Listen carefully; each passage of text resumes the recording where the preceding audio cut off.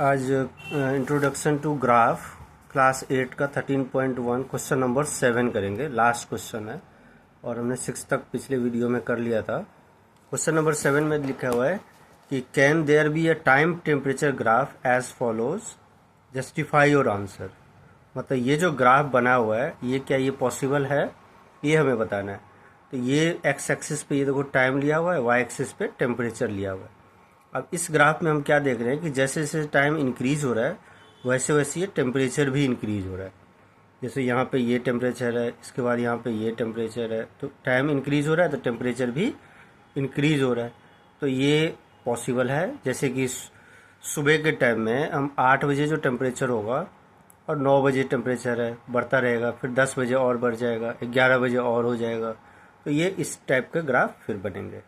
तो ये तो पॉसिबल है। तो हम क्या लिख देंगे कि possible as temperature is increasing with time. Second part है कि इसमें हम देख रहे हैं कि टाइम जैसे जैसे टाइम बढ़ रहा है वैसे वैसे टेम्परेचर डिक्रीज हो रहा है। देखो यहाँ पे ये टेम्परेचर है, फिर उसके बाद ये हो गया, कम हो गया, फिर उसके बाद और कम हो गया, फिर उसके बाद और कम हो गया, फिर उसके बाद और कम हो गया। ये भी पॉसिबल है। ये पॉसिबल है कि जैसे कि 4 बजे जो टेम्परेचर होगा उसके बाद 5 बजे शाम को टेम्परेचर कम हो जाएगा, 6 बजे शाम को और भी कम हो जाएगा, 7 बजे और भी कम हो जाएगा। तो इस टाइप केस में ऐसे टेम्परेचर ग्राफ बन सकते हैं।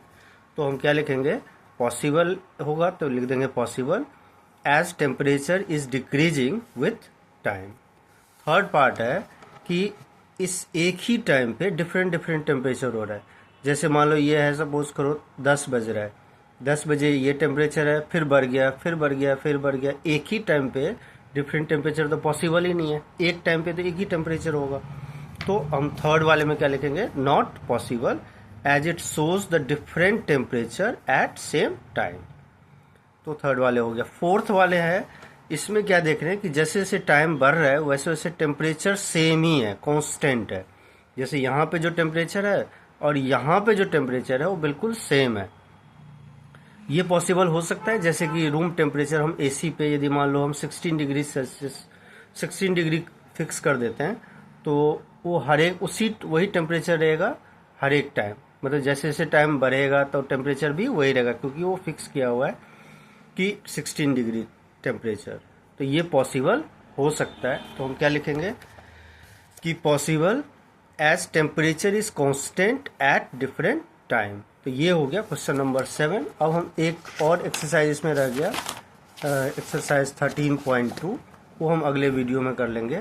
तब तक चैनल को लाइक सब्सक्राइब अपने फ्रेंड के साथ शेयर जरूर कर दें।